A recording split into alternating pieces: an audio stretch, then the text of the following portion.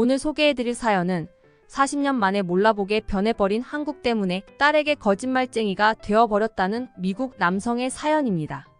안녕하세요. 미국에 사는 데이빗입니다.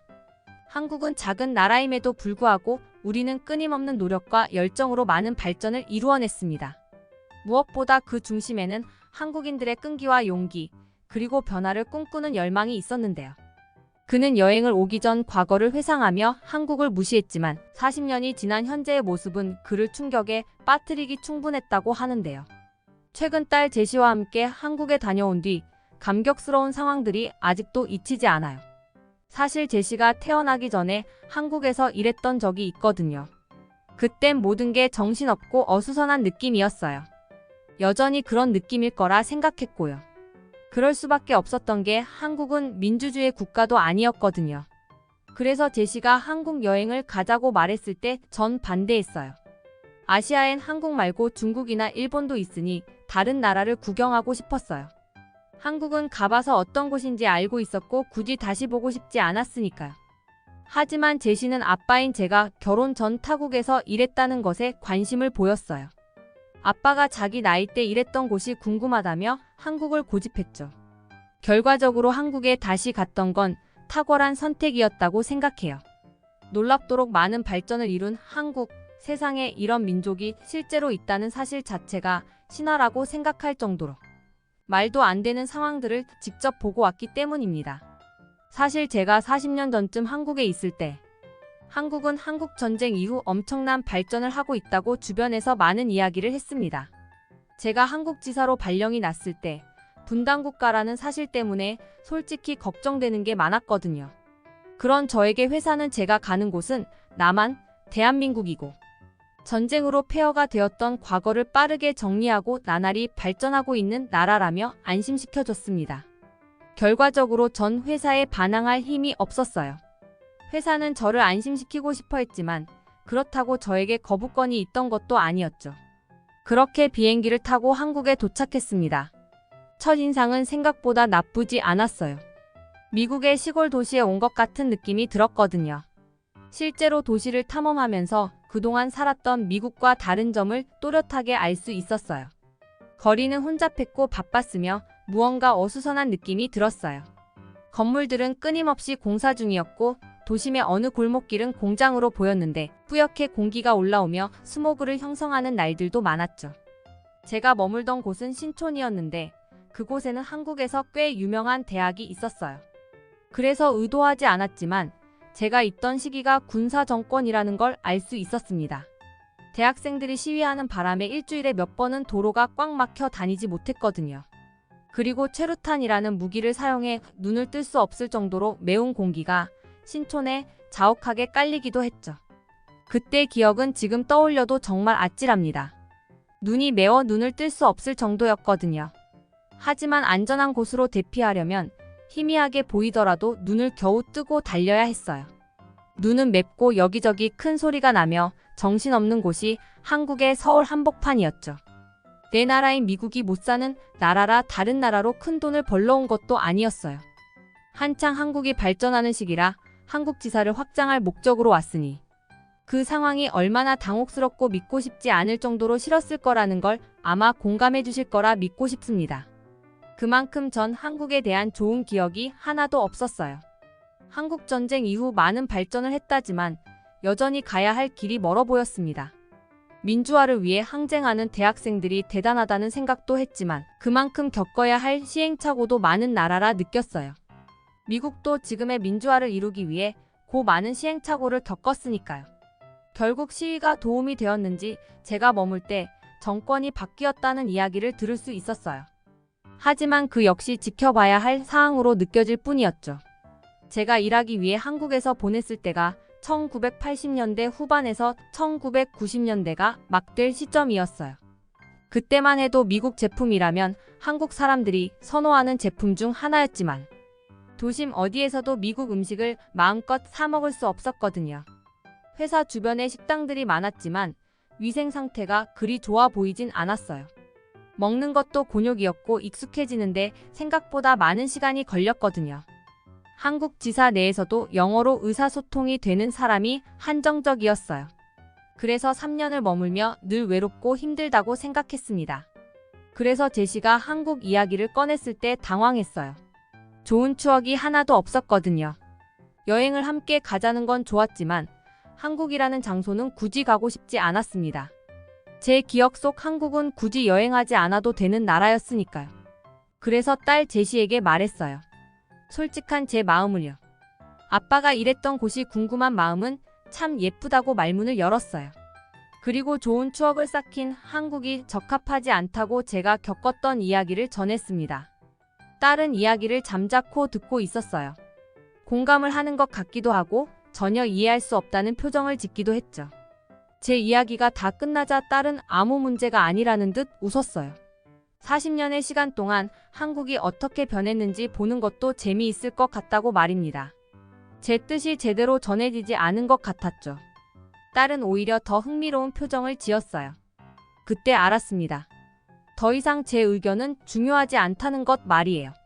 제시가 이런 표정을 짓는다는 건 어떻게든 하겠다는 뜻이거든요. 아마 세상 어느 부모도 자식을 이기려고 하진 않을 겁니다. 살아온 세월이 많은 만큼 부모의 삶이 옳다는 걸 증명하고 싶지만 그게 답이 아닐 수 있으니까요. 그리고 잘못 선택해 실수하더라도 기회를 주고 부모 말이 맞는다는 걸 알려주고 싶은 마음도 있을 거예요. 저 역시도 그랬죠. 아빠 말이 틀리지 않았다는 걸 보여주고 싶었어요. 물론 40년이라는 시간이 흘렀으니까 변하긴 변했겠죠. 하지만 기대감조차 들지 않았습니다. 개인이 보내는 40년은 길 수 있지만 한 나라가 변하고 발전하는 시간으로 40년은 정말 짧다고 생각했기 때문이에요. 우여곡절 끝에 한국 여행이 시작되었습니다. 한국에 점점 가까이 온다는 안내가 들리는데 전 사실 당황하고 말았어요. 40년 전 한국을 떠날 때의 작은 공항이 아니었기 때문이죠. 그땐 분명 김포공항이었습니다. 서울 끝자락에 자리를 잡았던 곳으로 기억하고 있어요. 그런데 한국에서 마주한 공항은 인천에 있었죠. 한국의 인천공항에 내리기도 전 하늘에서 내려다보는 국제공항은 그 규모가 상당한 것 같았습니다. 도착한 시간이 늦은 밤이라 반짝거리는 불빛이 보였거든요. 제시에게 말은 티 내지 않았지만 가슴이 요동치는 것 같았어요. 도대체 지난 40년간 한국에 무슨 일이 있었던 거지? 실제로 비행기에서 내려 한국 공항을 빠져나오며 놀라움을 금치 못했어요. 세계 어느 나라에 견주어도 전혀 뒤지지 않는 규모를 자랑하고 있었거든요. 택시를 타고 서울 호텔로 이동하면서 한국의 발전된 모습을 한눈에 담고 있었습니다. 전혀 다른 나라에 온 것 같은 기분이 들었어요. 도심에 반짝이는 불빛들은 높은 빌딩으로 둘러싸여 있었고 밤 9시가 넘은 시간이었는데 도심의 도로 위는 많은 차로 붐비며 복잡한 느낌을 받았죠. 잡은 호텔이 광화문에 있었는데 미국에서도 상당히 발전된 도시 같은 느낌을 받았습니다. 믿어지지 않았어요. 잘 정돈된 서울 모습은 깔끔했거든요. 여행 첫날 가보기로 한 곳이 신촌이었습니다. 제가 머물던 환경이 얼마나 달라졌는지 제시가 정말 궁금해했거든요. 도착한 짐을 풀고 자려고 누웠는데 호텔 밖으로 보이는 서울 야경이 참 아름다웠어요. 어느새 저도 모르게 한국 여행이 기대되었습니다. 어떤 모습들로 바뀌어 있을까? 아침이 되고 숙소에서 간단한 아침을 먹은 후 신촌으로 가는 버스를 탔어요. 분명 40년 전에는 버스와 택시 그리고 일반 승용차가 한데 엉켜 도심을 누볐죠. 버스는 정해진 시간을 넘기기 일쑤였고 버스 정류장과 주행을 하기 위해 아찔한 순간들이 연출되기도 했었습니다. 그런데 이젠 아니었어요. 서울에 있는 버스들은 모두 차선의 중앙에서 다녔습니다. 마치 지상 위의 지하철 같은 모습이었죠. 서로 다른 버스들이 줄지어 있었지만 다른 차선과 다르게 막힌다는 느낌은 없었어요. 40년 전엔 정류장마다 서는 버스가 달랐죠. 목적지로 가기 위한 버스를 찾기 위해 몇 번 헤매는 것도 일상이었습니다. 하지만 이젠 아니었어요. 중앙에 있는 버스 정류장에 서 있으면 그 지역을 지나는 모든 버스가 다 그 정류장에 멈췄습니다. 어디를 가든 쉽고 빠르게 갈 수 있었죠. 40년 전 같이 일했던 한국 지사 직장 동료들이 생각났어요. 합리적이고 불편한 게 있으면 참지 못하고 어떻게든 해결하려는 모습들이 그땐 좀 유난이라고 생각했습니다. 위에서 지시한 일도 잘 처리 못하는 일도 있었거든요. 그러면서 끊임없이 시도하고 오뚜기처럼 일어서는 모습들이 신기했어요. 열정도 그런 열정이 없다고 생각했으니까요. 그땐 이해 못했는데 다시 찾은 한국에서 신기하게 지난 직장 동료들이 떠올랐습니다. 그런 모습들이 지금의 한국을 만든 게 아닌가 하는 생각이 문득 들었던 거죠.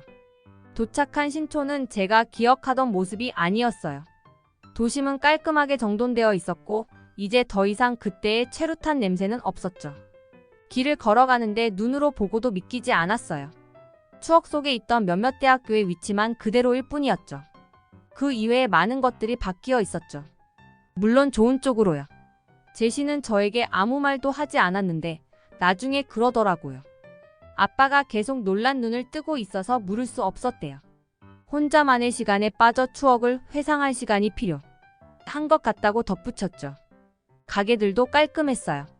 그땐 연세대 앞쪽으로 포장마차 같은 가게들이 낮에도 거리를 메꾸고 있었는데요. 이제는 찾아볼 수 없었죠. 문득 그때 그 시절 즐겨 찾던 독수리 다방이 생각났어요. 다른 상호들은 기억도 안 나는데 독수리라는 새 이름은 너무 분명하게 기억나더라고요. 기억을 더듬어 그곳엔 어떤 건물이 들어섰을까 궁금했어요. 멀리서 그 위치를 확인하고 가까이 갈수록 전 눈물이 흘렀습니다. 세상에, 아직 그 자리에 그 카페가 있더라고요. 물론 상호는 바뀐 것 같았어요. 하지만 변하지 않았다는 건 알 수 있었습니다. 문을 열고 들어갔을 때 마치 타임머신을 타고 40년 전으로 되돌아간 것 같았거든요. 많은 게 변했지만 아직도 제 추억의 끝자락을 붙잡고 있는 이곳이 남아있다니. 가슴이 뭉클해졌어요. 그리고 그제야 한국을 인정하게 되었죠. 안도의 한숨 같은 편안함이 느껴졌거든요. 제시에게 말했습니다. 한국은 이곳만 40년 전 그대로야. 나머진 모두 다 너무 변해서 마치 다른 나라에 온 것 같아. 그때부터 한국 여행을 하는 내내 제시는 절 놀리기 바빴습니다. 한국을 있는 그대로 받아들이는 제시와 다르게 전 여행 전부터 한국의 발전하지 못한 모습을 걱정했으니까요. 지금 모습은 세계 발전된 도시들과 비교해도 전혀 뒤지지 않았어요. 이렇게 짧은 시간 동안 발전할 수 있다니 신기했죠. 분명 그때 미국이 한국을 많이 도와주고 한국 사람들이 미국에서 성공하기 위해 이민을 오는 사람들도 많았거든요. 하지만 이젠 달라졌다는 걸 실감할 수 있었어요. 40년 전만 해도 한국의 수도인 서울에서 미국인을 만나는 건 어려웠습니다. 많은 한국인 사이에 있는 이방인. 저를 바라보는 한국 사람들의 신기한 눈빛도 사실 머무는 내내 부담스러웠죠. 시간이 흐른 만큼 한국은 세계 속의 도시가 되어 있었습니다. 여행 내내 저와 제시를 제외하고도 많은 미국인을 쉽게 만날 수 있었어요. 지하철, 버스를 타고 도심을 이동하면 정말 하루에 몇 명씩은 눈에 보였거든요. 이제 더 이상 한국 사람들은 저를 신기하게 쳐다보지 않았어요. 사실 아시아에 여행 가기 싫은 이유 중 하나가 외국인을 바라보는 시선이 부담스럽기 때문인데요. 한국엔 미국인 외에도 많은 외국인이 여행을 오는 것 같았어요. 전과 달라진 위상을 충분히 느낄 수 있었죠. 그리고 예쁜 카페가 정말 많았습니다. 전과 같은 느낌이 아니었어요. 다른 것보다 카페가 많아진 것만 보아도 한국이 얼마나 살기 좋은 나라이고 국민들의 소득 역시 높아졌다는 걸 실감할 수 있었습니다. 음료나 후식 같은 건 배를 채우기 위한 게 아니잖아요. 식사 이외에 문화를 즐길 수 있다는 건 그만큼 삶이 여유로워졌다는 이야기죠. 제가 한국에 머물 때만 해도 술 문화가 활성화되어 있었어요. 힘들었던 삶의 위로가 되는 건 술이 당연시되던 시대였거든요. 40년 전 독수리 다방을 생각하면 유명한 카페 몇 곳을 돌아다니는 것도 재밌었어요. 서울은 즐길 거리, 놀거리, 먹을거리가 풍부했죠. 제시가 한국 여행을 가자고 했을 때 반대했던 이유 중 하나가 서울은 경복궁 같은 고궁 이외엔 볼 게 없다는 생각 때문이었거든요. 그런데 아니었습니다. 도심 속으로 흐르던 하천도 복원했다는 사실에 놀랐어요. 한강만 알고 있었거든요. 서울 한복판에 흐르는 하천이 있다는 게 너무 그림 같았어요. 복잡한 도심의 휴식을 전해주는 것 같았죠. 기억을 더듬어 롯데월드도 가봤습니다. 제가 한국을 떠나기 전 한창 도심 속 놀이공원이라는 찬사를 받으며 개장했던 기억이 있거든요. 그곳은 어떻게 변했을지 궁금했죠. 상상 이상이었어요. 한국에서 제일 높은 빌딩이 들어서 있었습니다. 그땐 건물이 하나였는데 실외에도 놀이공원이 생겼어요. 놀이공원과 높은 빌딩 사이엔 쇼핑몰도 있었죠. 그 건물 안에 있으면 하루가 어떻게 지나가는지 모를 것 같았어요. 멀리 이동하지 않아도 먹고 놀고 구경할 거리가 즐비했습니다. 처음엔 한국을 오기 싫다고 그렇게 반대하더니 이젠 없던 기억까지 더듬어 한국이 어떻게 변했는지 궁금해한다며 제시가 저에게 거짓말쟁이라고 놀렸어요. 전 인정할 수 없었습니다. 거짓말을 한 게 아니라 거짓말이라고 믿고 싶을 만큼 한국 사람들의 열정과 노력에 찬사를 보내지 않을 수 없었거든요. 미국에도 이렇게 빠른 변화가 있는 곳이 드문데 서울 전체가 이렇게 바뀔 수 있다는 건 누구 하나만 잘한 건 아니라 생각해요. 한국 사람 모두가 대단한 사람들이었던 거예요. 그래서 전 제가 거짓말쟁이가 아니라 한국 사람들이 놀라운 민족이라며 화제를 다른 곳으로 돌리고 말았답니다. 우리는 그의 이야기를 통해 한국이 얼마나 빠르게 변화하고 발전해왔는지를 느낄 수 있는데요. 물론 이 모든 변화와 발전이 쉽게 이루어진 것은 아닙니다. 많은 어려움과 시련을 겪으면서도 우리 한국인들은 서로를 응원하고 힘을 합쳐 나가는 방향을 선택했는데요. 그리고 그 결과 우리는 오늘날의 한국을 만들어냈습니다. 앞으로도 우리 모두가 힘을 합쳐서 미래의 40년 후에는 더 큰 발전을 이룬 한국이 되었으면 좋겠네요. 40년 만에 한국에 방문한 후 몰라지게 달라진 모습에 큰 충격을 받은 미국 남성 데이빗의 사연이었습니다. 듣기 주셔서 감사합니다. 오늘의 영상은 이게 전부입니다. 모두가 건강하길 바랍니다.